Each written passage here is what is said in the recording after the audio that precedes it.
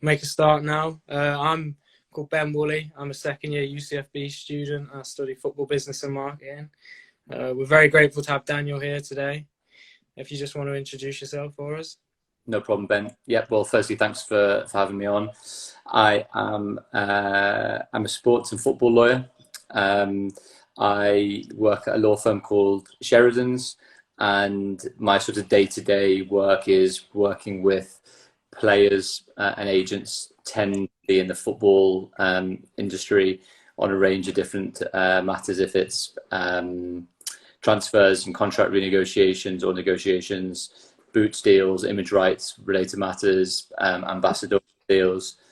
And then obviously when stuff goes a little bit wrong, lots of different disputes between agents or players or clubs, disciplinary matters that go on. It could be anything from, we've seen with Cavani and his potential Instagram post, and any types of, disciplinary and regulatory breaches generally that might get involved in. And then I do work with a couple of clubs and have done and continue to do in relation to football takeovers.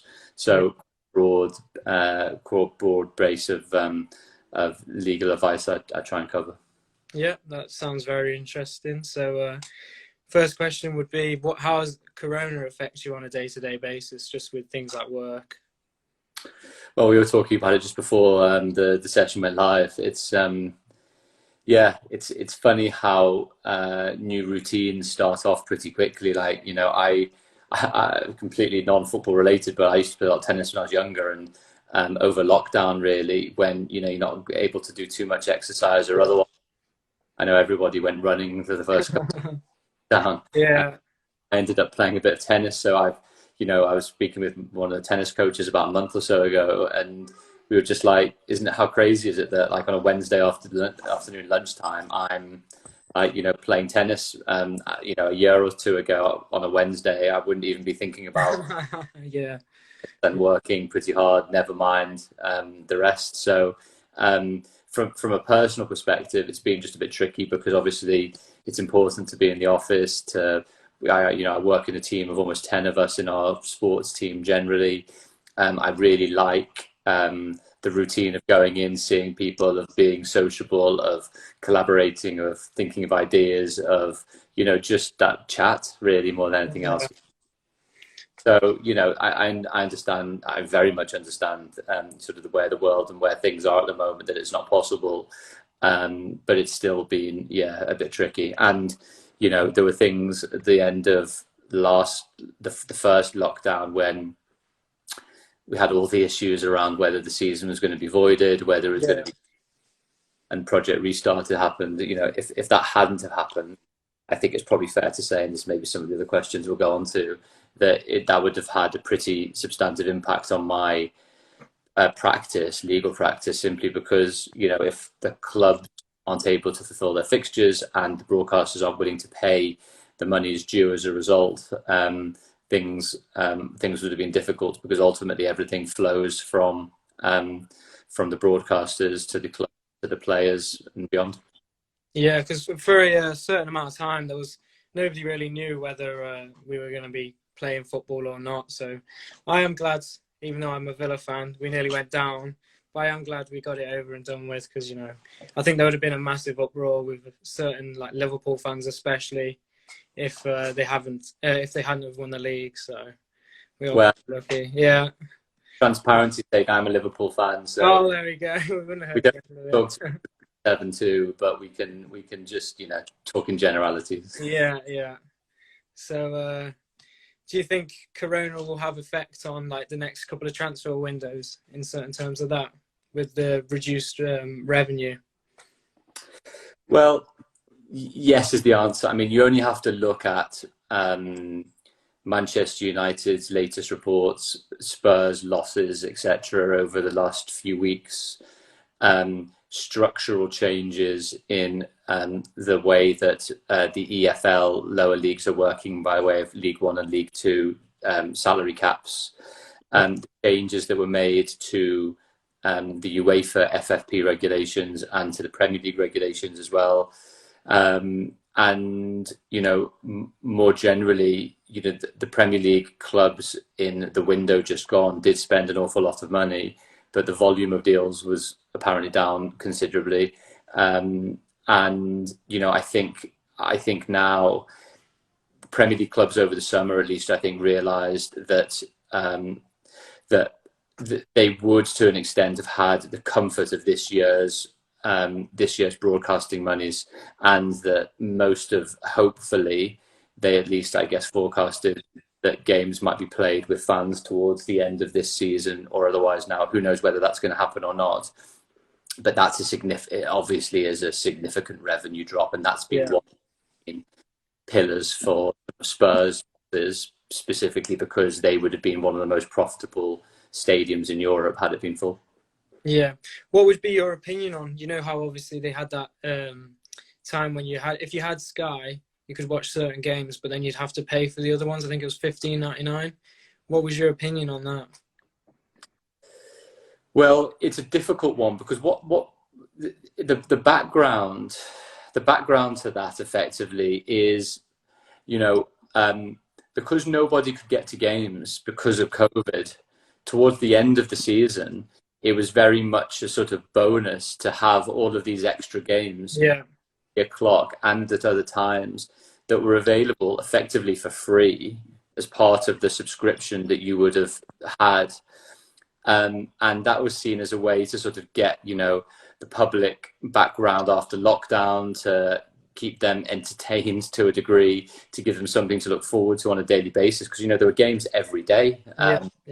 For football fans, obviously great to an extent, even without the fans being in stadia. Now, what then happens is that, I guess, you take those games away, those free additional games that really were the bonus games that no subscriber was entitled to, at least.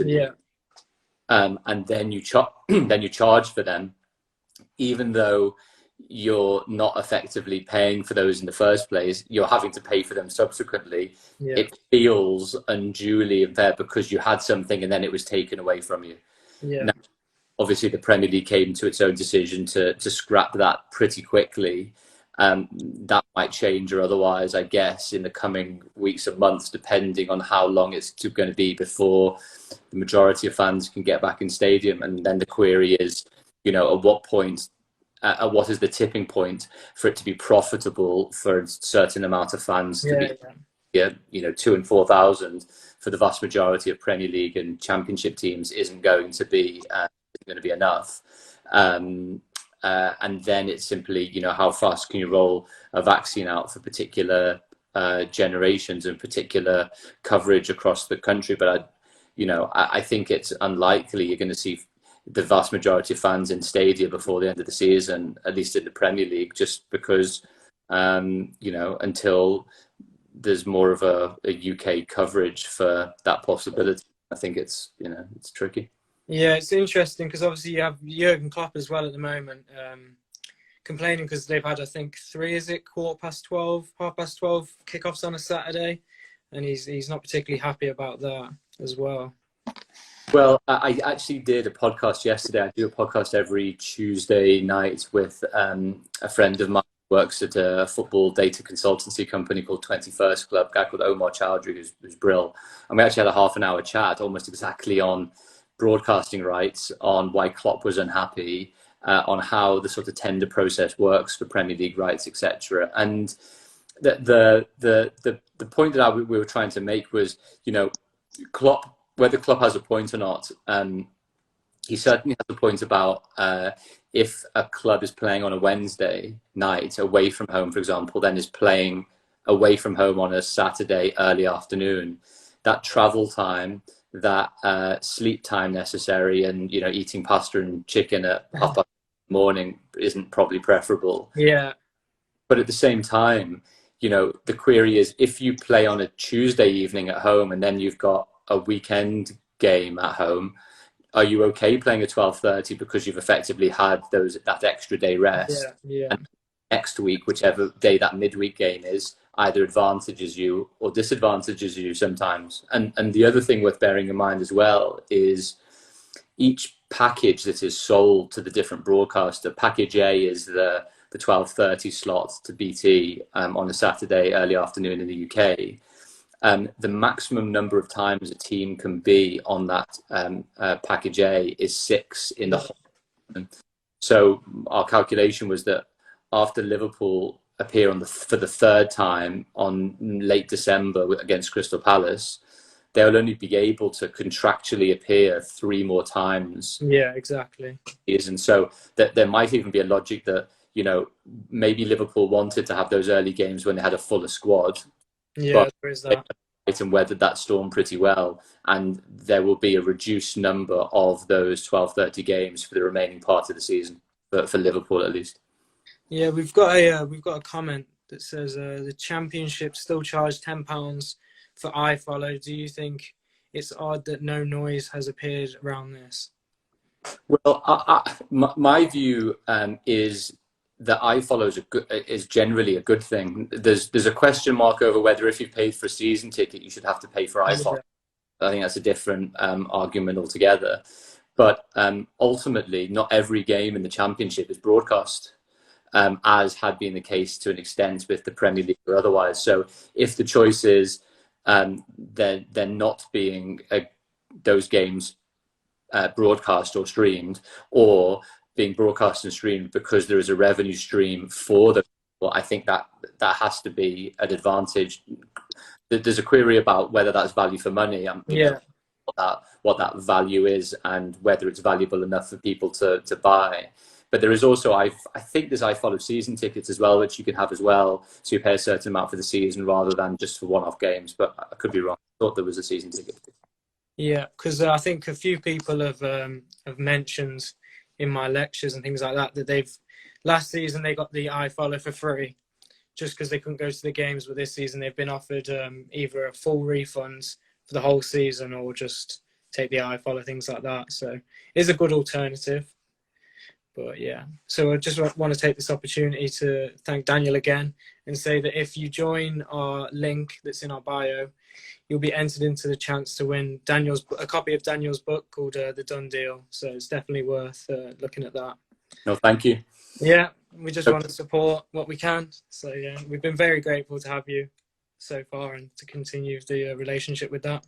Well, I think just if I can say as well, I think it's a really positive thing just as a learning point generally, which is, you reached out to me on LinkedIn as, a project that you're doing for UCFB, and you've got to put your hat into the ring. You've got to throw your hat into the ring to see, if people will respond and people will try and help out as much as possible. And I know that there's loads of good people out there that will will try and give it their time. So I think it's definitely a positive message for thinking outside the box a little bit, doing that little bit extra, and seeing what can come of it. Yeah, I definitely suggest if there's any other university students watching, LinkedIn, it's a great platform. I just had someone at Wickham. They just said, "Oh, just give us a call and we can talk about what he does on a day-to-day basis as well," because he does marketing and he gave me a great insight to what potentially I could be doing in the future. So that was very good of him as well. So for the next question is, do you think there'll be what effect do you think there'll be on the lower leagues in English football, and what is the biggest knock-on effect for them? Yeah, I think there's a few things to consider. I think one of them is, as I mentioned before, there's been quite a quick reactive structural changes that have happened. Like, pre-COVID, there was no talk of salary caps. Yeah. In League 1 and 2, and the rumours are that there will be one in the Championship at some point, depending on what level it will actually be at. But I think ultimately this has sort of led to some, on one side, structural cost change. Now, again, we can query whether 2.5 million and 1.5 million are the right ways, as a hard cap, are the right ways to get that or not. And the PFA look like they're challenging at least the consultation process that was gone through, or potentially wasn't. But I think ultimately, at the lower leagues especially, fans being in stadia are a big revenue driver. Yeah.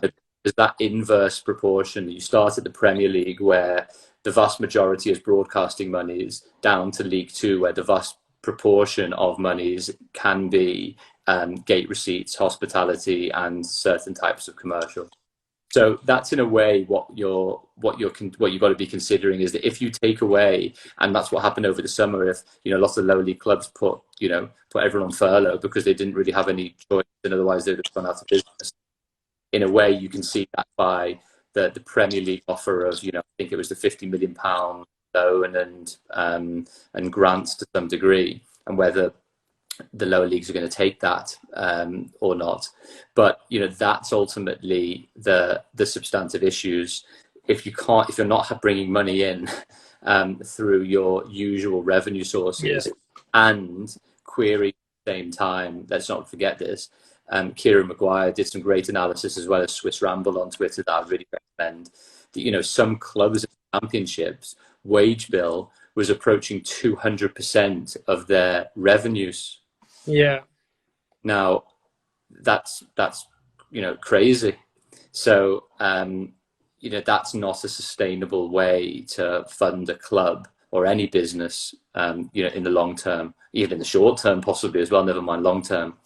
So it probably highlighted a number of structural issues that had to be dealt with, but it also highlighted, as you probably well know, the gamble that a lot of clubs, especially in the Championship, are willing to take to try and break into the Premier League riches, because everybody knows, the most valuable and profitable game in world football is that playoff game. Yeah. Upwards of 250 million pounds, simply because of 1 year's worth of TV money and parachute payments, if they're still in existence in a few years' time. So that's the rationality for the non-rational spending, the rationality of getting into the Premier League and trying to take that cut, at least even in the short term. Yeah, so we've been learning about financial fair play at the moment, and for the EFL, I've just got it here, it says there's a £39 million that they can overspend during 3 seasons, and then otherwise, if they go over that, then they'll start to be investigated. Exactly right. And pretty high profile matters over the last couple of years. If it's been Sheffield Wednesday, I think was it Villa as well were invested? Yes, I think we were at one stage, and a number of other clubs as well, generally, and they were all to do with, and Derby County as well. So they were all to do with stadium buybacks and leaseback, where effectively you'd sell the stadium, that revenue would come in, which would cover the potential losses, and then the club would then pay an ongoing rental, effectively to be able to use the stadium, and that was one of the supposed. It was actually drafted in the regulations in the first place that it was permissible, but obviously a lot of clubs were still pretty unhappy that you could get around the rules or you could advantage in those type of matters. Yeah, because I've been there's someone I follow on Twitter that posts all when Villa's chairman and things like that pump money into the club, and there was something about that where they just brought it and then they just changed the name back to Villa Park. And Villa have just pumped another 30 million, I think, into the club to raise like that. Yeah, and it's the same, it's the same type of thing as, Manchester City, PSG, Monaco, Sporting Lisbon. Lots of clubs on the international stage as well have got into bother with UEFA's financial fair play regulations. And some pretty high-profile ones. Manchester City overturned a 2-year ban at the Court of Arbitration for Sport on the basis of, the CAS siding with them over supposed financial irregularities, which were not proven by UEFA. So you can see all of these issues where, one of the things I would recommend just generally, for people interested in the business of sport, the business of football, is just to read a lot of these cases and to read a lot of these regulations. That it's not as sexy as it sounds, agreed. If you want to make your way into the space and really try and understand the nuances of the industry, it's those primary sources of, you know, what happened in this case, what happened in the Liverpool New Balance case from a while back, what happened in the Manchester City CAS decision, Yeah. what's the on the agents regulations, what's going on with the work permit regulations that were announced yesterday by the FA. You know, we're living in an incredible time where there's so much information out there, and it's all at our fingertips a lot of the time. You know, where, you know, I don't want to say back in the day, but back in the day, I'm trying to work out, maybe 2000, 2001, when I was studying, you know, the same type of things just weren't available digitally online. Yeah. The internet getting there, but not to the same ubiquitous extent it is now. It's, you know, a fantastic resource to be able to use, especially at this time where, you know, all of us can't necessarily be together all the time and be studying, but just to put aside that little bit of time to be able to read and digest that bit more. Yeah, so we've got another comment from Neil here, just saying that he attended a National League talk and was surprised to find no cap in the National League, meaning that players could earn more than League Two players. So if you have anything to say on that. I think that's fair. I mean, I don't know offhand the National League regulations, but I don't think there is a salary cap there. So, but ultimately the same point applies, which is, you know, the regulator of the National League has to ensure that their clubs are going to be sustainable. No one wants clubs going out of business and the rest, but I can't say anything more than that, only to the extent that, you know, whenever I work with quite a few agents and agencies that maybe work at the lower levels as well as the elite side, they are fully aware that it's going to be difficult for players to be able to earn money is at those levels unless those salary cap limits change to a degree. Yeah, so we've also got Alfred here just asking whether the TV rights, well, with more games being broadcast, does it have a knock-on effect to the sponsorship deals? Knock-on effect in terms of greater visibility for sponsors. Yeah, potentially. Well, the same could also be said reverse for quite a while as well, which is, you know, for that period, lockdown period when no games were being played, you can imagine all of the sponsors querying the clubs, if it's, you know, billboards, if it's, you know, perimeter advertising, if it's hospitality, if it's shirt sponsor, if it's other types of partner opportunities, you know, they weren't able to be activated. And you could see, for example, I'll give Liverpool as the example because, you know, I'm a Liverpool fan and I follow some of their feeds across social media. What they started to do was, you know, put their yoga sessions and warm-up sessions channels, you know, as much as it being a good content thing, the point also is that, you know, AXA and New Balance at the time were able to get quite a lot of exposure, if as was the case, you know, 3, 4, 5 million people views of that particular content are being watched. So, you know, I think over that time, the commercial teams and partnership teams were looking for particular opportunities to be able to leverage eyeballs at a time when there were no live games, really. Yeah, I think that's interesting because obviously I'm a Villa fan. We don't really put anything on YouTube or anything like that. But when you see Man City, Liverpool, you can see like there's such a better connection with the fans because they're seeing what they do at training, they're seeing the effort they put in, and it shows while they're at like the top of the league, if you know what I mean. Well, I mean, there's an interesting point there as well because I read a pertinent fact. I can't remember how much it was per month, but it was that Liverpool Football Club YouTube channel was making real significant sums. Yeah. Ad revenue. I could be wrong. The region of sort of £500,000 a month. Oh. the numbers of views that they were getting for their original content across their, you know, especially YouTube platforms, which I thought, you know, that translates into a, you know, good amount.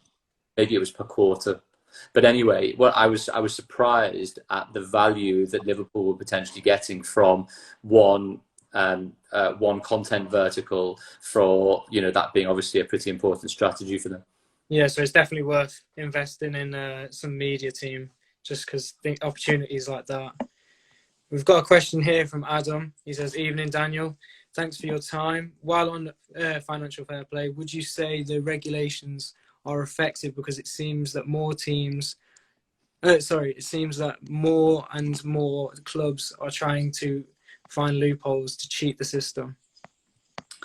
Well, I guess it ultimately depends on the framing of and maybe I might ask about cheating of the system. I mean, if because cheating is a subjective, Yeah. objective premise is the truth. Those clubs that I named before and the ones that were not found guilty, like Derby, I believe, for example, would argue they haven't cheated the system. They've completely played by the rules. Yeah. The same way that Manchester City would say that UEFA's investigation and ultimate decision was proved incorrect, and they were then vilified as a result. That City effectively did nothing wrong. So, it's important to sometimes phrase that question right, which is ultimately, and just in terms of those stadium lease buybacks, effectively, that was permitted in the championship equivalent of financial fair play rules. So it wasn't that anyone was necessarily cheating. It was just effectively that clubs were looking for particular avenues to best their compliance. So I think that's probably the point. The other point I'll just stress as well, at least for UEFA compliance, is I think there's two things which go hand in hand, but which aren't sometimes seen hand in hand. The first is the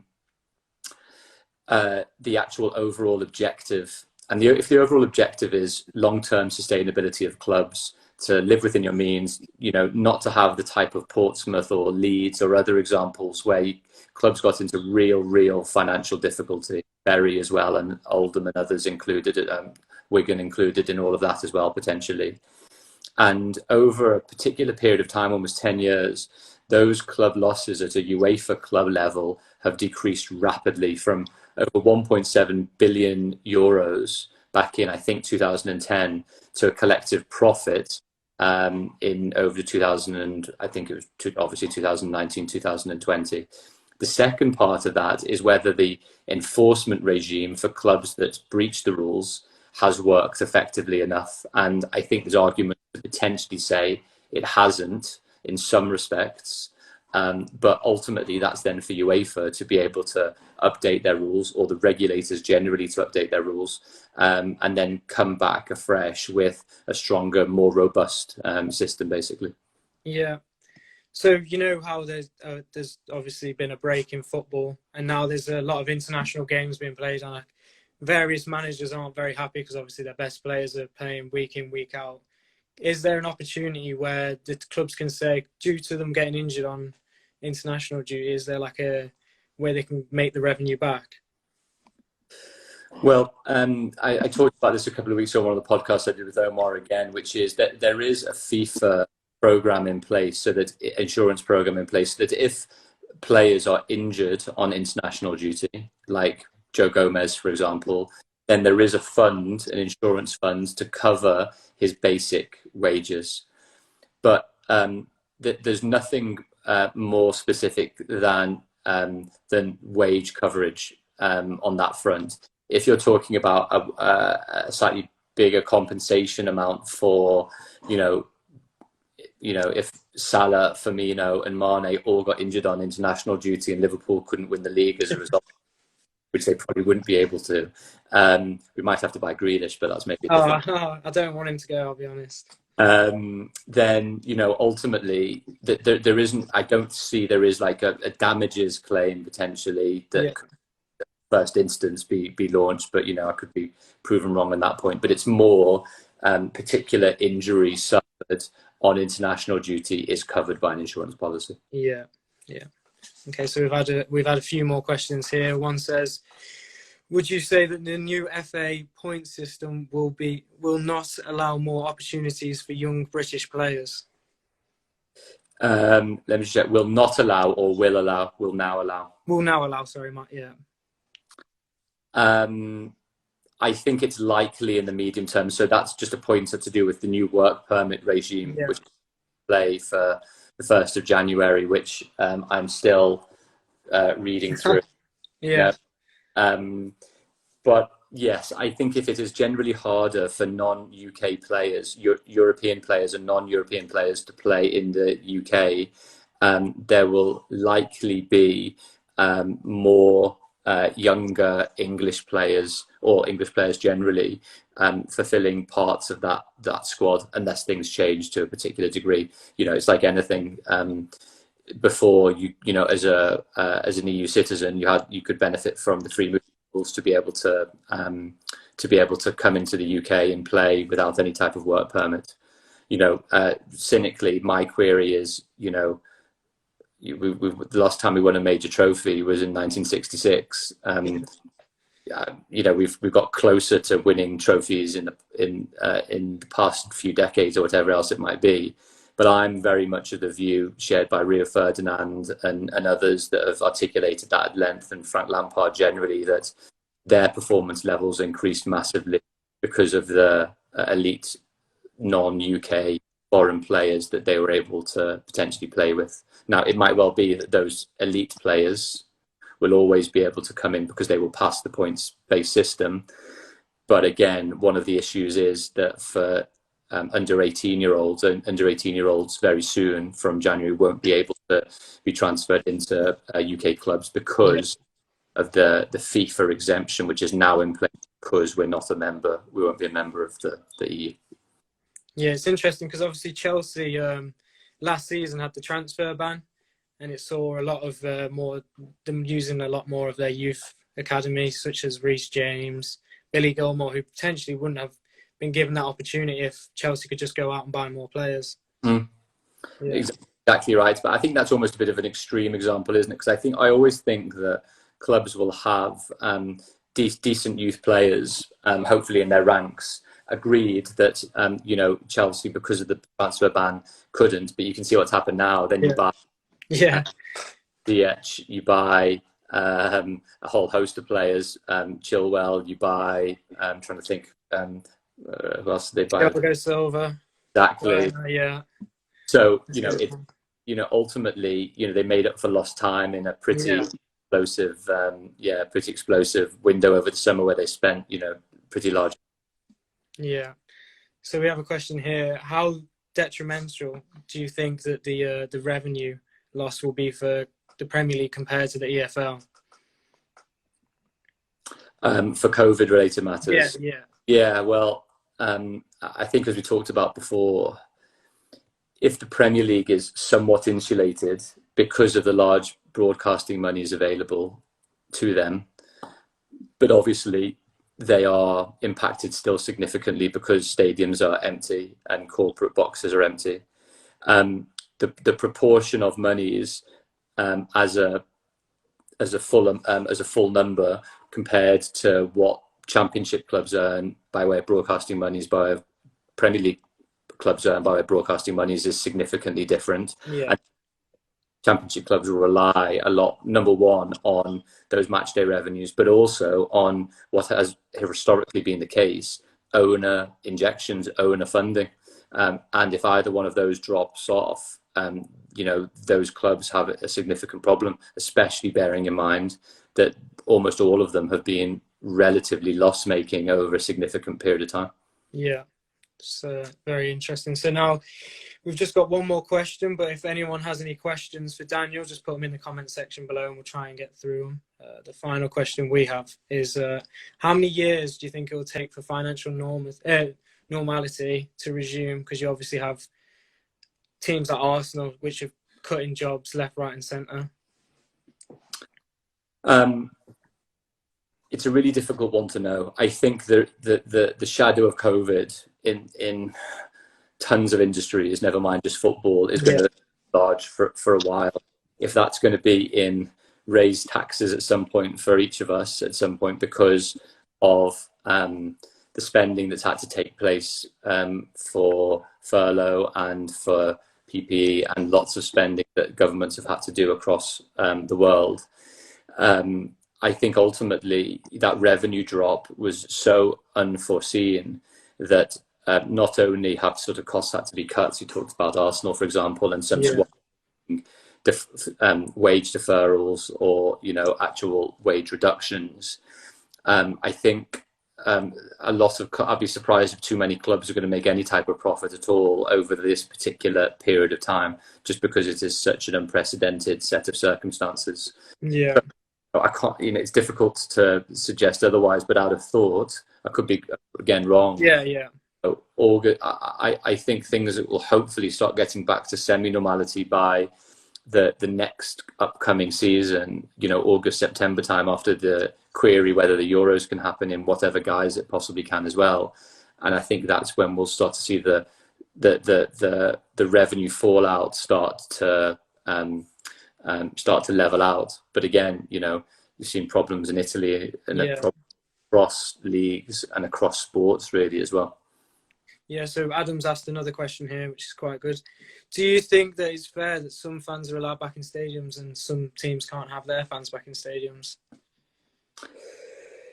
Yeah, I'm not sure about this fairness argument. I'm not necessarily convinced that 2,000 or 4,000 fans, at least at the top level, stadium of 40 or 50,000 people, is going to make a significant difference to the way that a team performs. I could be wrong. I'm living in strange times. But ultimately, I think, I listened to this debate actually between, I think it was Peter Crouch and Joe Cole on BT Sports before the Liverpool game, and they were talking about the different tiers and the different amounts that then teams could have back.